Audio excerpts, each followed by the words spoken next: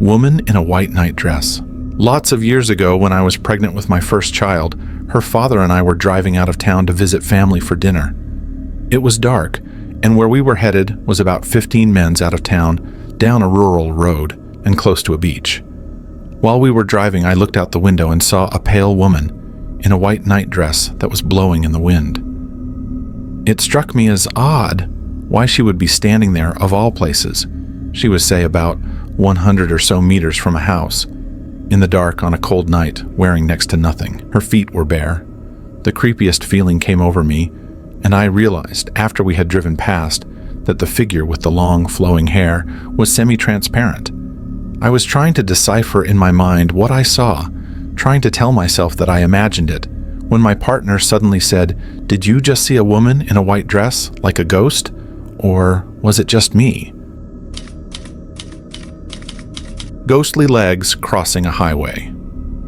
This happened several years ago. I live in southwest Missouri, and there are a lot of rural areas, as well as some larger cities pretty close together.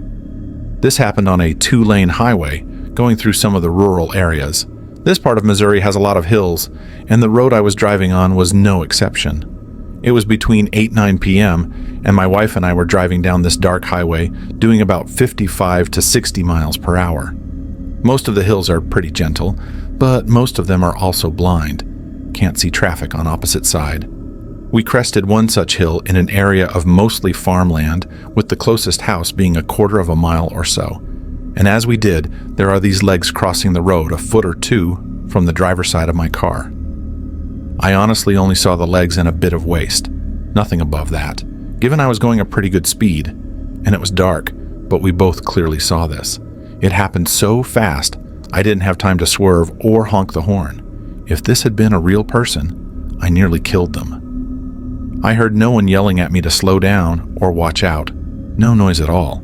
The odd thing is, there would be no reason for anyone to be walking on a blind hill out in this area, as there are no houses close by and no mailboxes in this immediate area. My wife was spooked and asked what the hell that was. I said it looked like disembodied legs, and we both agreed. We went back in the daytime and still could see no reason for someone to be there, and no signs of anything unusual. Both sides of this road are bordered by barbed wire fence and weedy steep ditches, so not easy to walk along. The other thing that makes me think it wasn't of this world is if it had been a living human, they would have heard my car coming half a mile away, as this is a quiet area, and sound travels well out in the country. No sane person would stand on a blind hill knowing a car is approaching, doing 55. I still to this day wonder what the hell we saw. When I was in high school, rumors flooded our cliques. First of all, it's Louisiana, so we have a cultural tendency to be a bit more superstitious. Second of all, I'm from an area in town where many tragedies have taken place. We had a serial killer who used the RR tracks in our town to stalk his victims. I lived in the cotton fields and, well, we all know what took place there. A young lady was murdered up the street by the swampy lake I enjoyed fishing at. I'm youngish, and a female, by the way. So I kind of kept an eye out. Never saw anything until this. I grew up with guys as there were very few females in our area. Let's get to it. My friend, let's call him Kyle, and I were going down a very secluded highway. We had a strange feeling because this particular highway had a past. It ran parallel to the tracks used by said serial killer, Rafael Ramirez. Many people used this stretch of road to race. Completely isolated.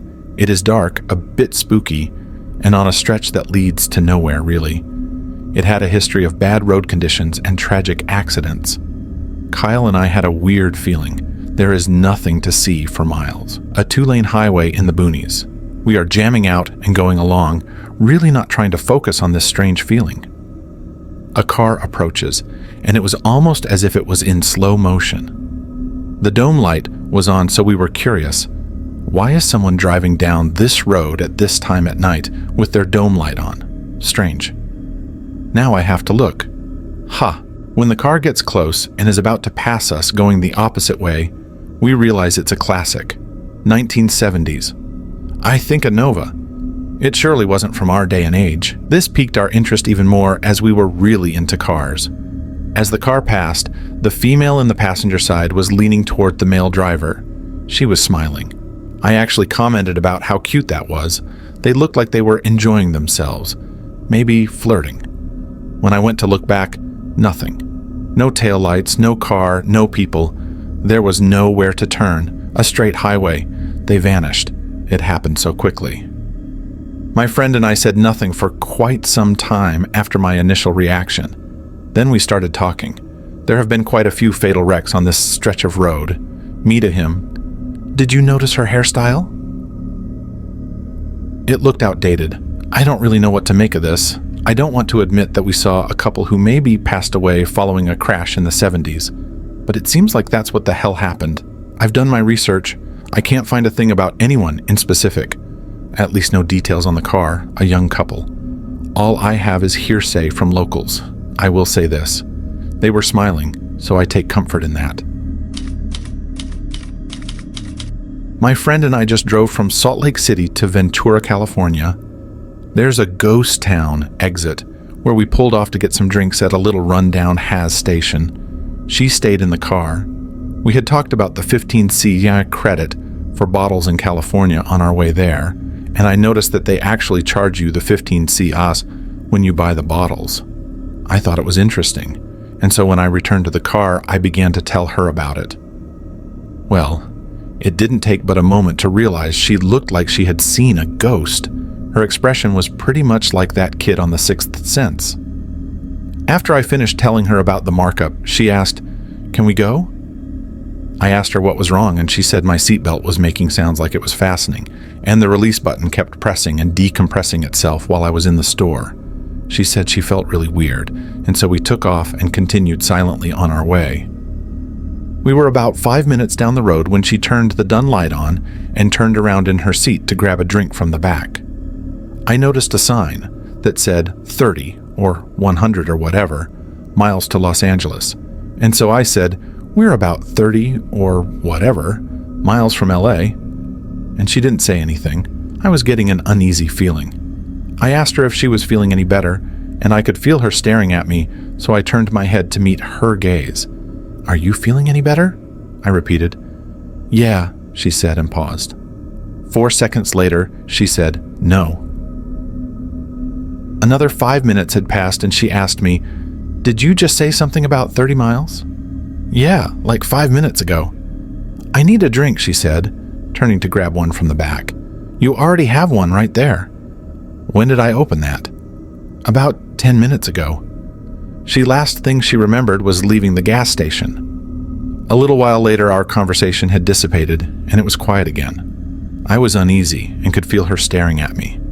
I turned my head to meet her gaze, but she wasn't staring at me, but she was taking selfies.